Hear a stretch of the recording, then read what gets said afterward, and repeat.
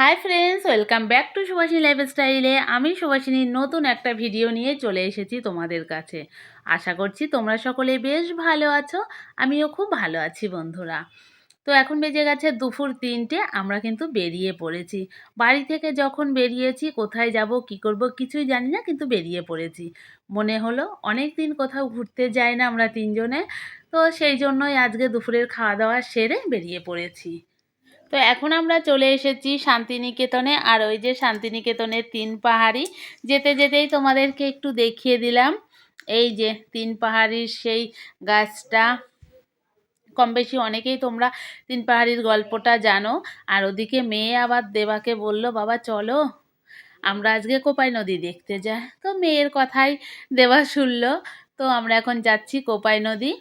আর এই হচ্ছে শান্তিনিকেতনের ভেতরে যাওয়ার রাস্তাটা। আজকে তো যাব না, আমরা তো সোজা বেরিয়ে যাব। আর বাড়ি থেকে বেরোলাম ওই অবধি ঠিকই ছিল। শান্তিনিকেতনের ভেতর দিকে যত ঢুকছি তত আমার ঠান্ডা লাগছে। এদিকে গাছ তো চারিদিকে, দেখতেই পাচ্ছ কত গাছ সবুজ সবুজ।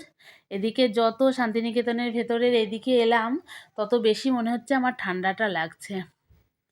যাই হোক, আমরা এখন কোপাই নদী দেখতে যাব। মেয়ের যখন ইচ্ছা হয়েছে সেখানেই তো যেতে হবে। আর এখন আমরা চলে এসেছি শ্যামবাটি ব্রিজ। আর এই যে সোনাঝুরি, শান্তিনিকেতনের বিখ্যাত সোনাঝুরি। সোনাঝুরি কিন্তু এই সোজা রাস্তাটা দিয়ে যে টোটোগুলো যাচ্ছে, ওই যে সামনের টোটোটা গেল, ওইদিকে হচ্ছে সোনাঝুরি। ওখান থেকে 3 মিনিট মতো লাগে। তো আমরা তো আজকে আর সোনাঝুরি যাব না, আমরা তো সোজা বেরিয়ে যাব কোপাই নদী দেখার উদ্দেশ্যে। আর এখানে কিন্তু গুড় তৈরি হচ্ছে। ওই হাঁড়িগুলো দেখলে ওখানে কিন্তু গুড় তৈরি হয়। শীতের সময় এই রাস্তার শ্যামবাটিতে, এই রাস্তার পাশে না ভালোই এরকম এই দেখো গুড় নিয়ে নিয়ে বসেছে, ওরা জ্বালিয়ে গুড় তৈরি করে দেয়। বেশ ভালো গুড় পাওয়া যায়। যারা বাইরে থেকে ট্যুরিস্টরা আসে তারাও তো এখান থেকে ভালো গুড় পেয়ে যায়। আর আমরা যারা লোকাল আছি আমরাও তো পেয়ে যাই। সামনে যত এগোচ্ছি মনে হচ্ছে কি ঠান্ডাটা তত বেশি লাগছে। আর বাড়ি থেকে বেরিয়েছি 3টে বললাম তোমাদেরকে। তো ফিরে যাব 1 ঘন্টার মধ্যেই, সেই কারণে আমি আর সোয়েটার নিয়ে আসিনি। আর এই দেখো কোপাই নদী যাওয়ার আগে দেখো এখানে গেস্ট হাউস রয়েছে। কিন্তু কেউ দূর থেকে এসে থাকতে চাইলে এই গেস্ট হাউসগুলোতে কিন্তু তোমরা থাকতে পারো। মানে একদম গ্রাম্য পরিবেশ কোপাই নদী, একটু দূরে ওপার বোলপুর থেকে, কিন্তু বেশ গ্রাম্য পরিবেশ, বেশ ভালো লাগে। যারা একটু নির্জন জায়গা পছন্দ করো তারা কিন্তু এরকম পরিবেশে এসে কয়েকদিন কাটিয়ে যেতেই পারো। দেখতেই পাচ্ছ চারিদিকে সবুজে মোড়া রয়েছে। আর সামনেই রয়েছে সর্ষের ক্ষেত। এই যে এই সর্ষের ক্ষেত দেখতে তো হেবি সুন্দর লাগছিল, খুবই ভালো লাগছিল।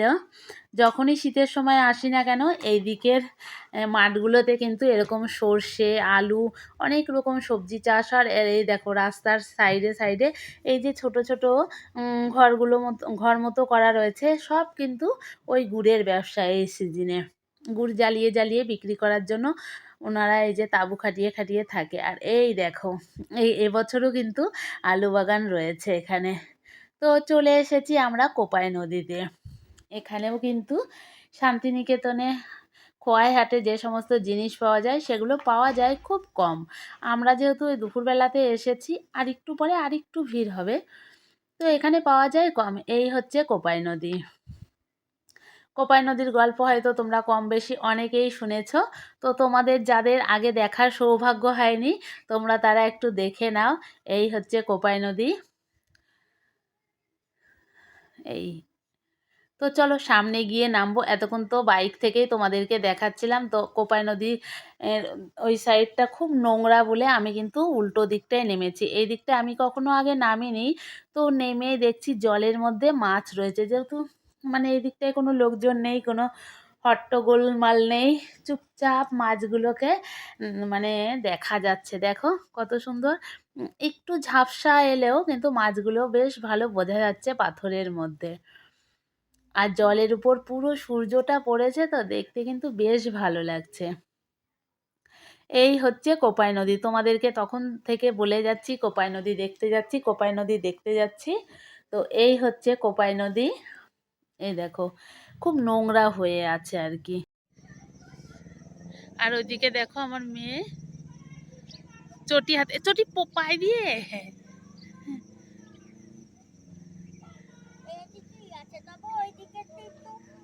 ওই দিকটা খারাপ, নোংরা বেশি। হ্যাঁ আসো এদিকে আসো, আয় আর কিছু হবে না।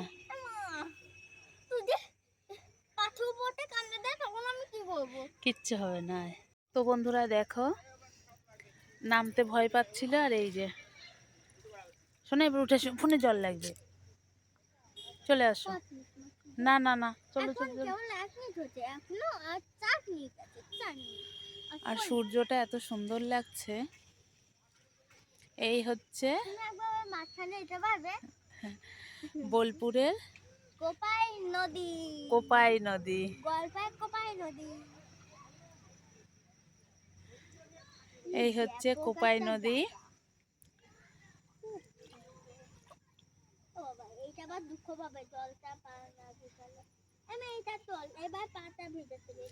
পা না ভেজালে জলটা দুঃখ পাবে। এই দেখো আমার মেয়ের কথা শোনো, পা না ভেজালে বলছে জলটা দুঃখ পাবে। তোমরা কারা কারা কোপাই নদী দেখোনি তারা দেখে নাও। এই হচ্ছে কোপাই নদী।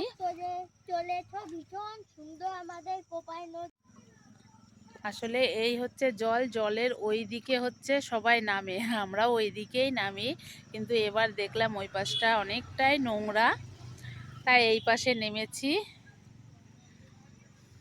চলে চলে চল শোনা। এই হচ্ছে কোপাই নদী ব্রিজ। কোপাই নদী, চলো এবার হচ্ছে উপরে উঠি। তো বন্ধুরা ওই দিক থেকে তো উঠে চলে এসেছি। এই যে হচ্ছে কোপাই নদীর যে দিকটাতে সবাই নামে, আমি তো ওই ব্রিজটার উপর দাঁড়িয়েই ভিডিওটা করছি। ওই দেখো সবাই আর কি নিচে নেমেছে। মেয়ের খুব ইচ্ছা ছিল নামার, আমি তো ওকে নামতে দিইনি, জলটা খুব নোংরা রয়েছে সেই কারণে। আর বর্ষার সময় না দেখতে বেশ ভালো লাগে, পুরো ব্রিজটা অব্দি জল থই থই করে, দেখতে হেবি সুন্দর লাগে। তখন তখন যদি যেতে পারি সেটাও তোমাদের সঙ্গে শেয়ার করব। জলটা যখন ভরা ভরা থাকে বেশ ভালো লাগে। তো যাই হোক ওখানে আমরা 5 মিনিট মতো একটু দাঁড়িয়ে দেখে দেখে এখন কিন্তু আমরা ফিরে যাচ্ছি। আর দেখো কত ট্যুরিস্ট এসছে, যারাই বাইরে থেকে আসে তারা কিন্তু শান্তিনিকেতনের সঙ্গে সঙ্গে কোপাই নদীও একটু দেখে যায়। আর এখানে যেহেতু ট্যুরিস্ট আসে সেই কারণে এখানেও কিন্তু এই হাটের কিছু জিনিসপত্র এখানেও পাওয়া যায়, বেশ সুন্দর সুন্দর। তো সেগুলো আর তোমাদেরকে কাছ থেকে দেখালাম না, শান্তিনিকেতনের জিনিসপত্রগুলো। আর টোটোর তো লাইন, বোলপুরে যেখানেই যাও না কেন টোটো কিন্তু অনেক পাবে। বাইরে থেকে এসে তোমরা যারা ঘুরতে চাও তাদের কোনো সমস্যা হবে না, শুধু একবার একটা টোটো বুক করে নিলে তোমাদেরকে সব জায়গা দেখিয়ে দেবে। কোপাই নদী, শান্তিনিকেতন, তারপরে কঙ্কালীতলা, যেখানে যেখানে যেতে চাও সব কিছু কিন্তু দেখিয়ে দেবে। তো বন্ধুরা আমরা কিন্তু 3 জনা বেরিয়েছিলাম ঘুরতে। কোপাই নদী আসবো বলে বেরোয়নি, বেরিয়েছিলাম। অনেকদিন বেরোনো হয় না, তো দেখো ঘুরতে ঘুরতে চলে এসেছি কোপাই নদী। আর এদিকে ঠান্ডা লাগছে। আর আমি তোমাদেরকে বললাম সর্ষে বাগান, তো আমার মেয়ে ওরা ভুলটা সংশোধন করে দিল, বললো মা ওটা সর্ষে ক্ষেত, ওটা সর্ষে বাগান না। তো ঠিকই বলেছে। তো দেখো সবার কাছ থেকে কিন্তু সবার একটা শিক্ষণীয় ব্যাপার থাকে, যতই ও আমার থেকে ছোট হোক না কেন, আমার তো একটা মিস্টেক হয়েছে, ও কিন্তু আমাকে বলে দেবে কথাটা। তো যাই হোক আমরা এখন চলে এসেছি শান্তিনিকেতন, বেশ ভালোই বেরিয়েছিলাম একটু।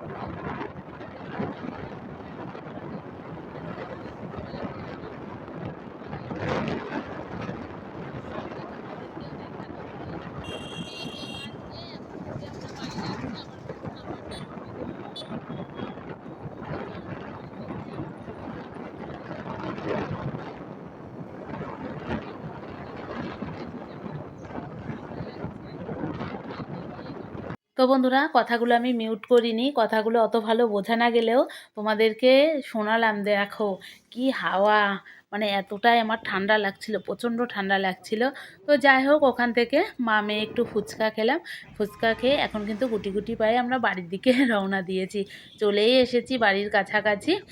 তো আজকের মতো ভিডিওটা আমি এখানেই শেষ করব। আমার ভিডিওটা যদি তোমাদের ভালো লাগে, লাইক কমেন্ট শেয়ার করে আমার পাশে থেকো। আর তোমরা যারা নতুন বন্ধুরা আমার ভিডিওগুলো দেখছো, তারা প্লিজ আমার চ্যানেলটিকে সাবস্ক্রাইব করে আমার পাশে থেকো। তো বন্ধুরা, চলো আজকের মতো টাটা, বাই বাই। আবার দেখা হচ্ছে অন্য কোনো ভিডিও নিয়ে। ততক্ষণের জন্য ভালো থেকো, সুস্থ থেকো, টাটা।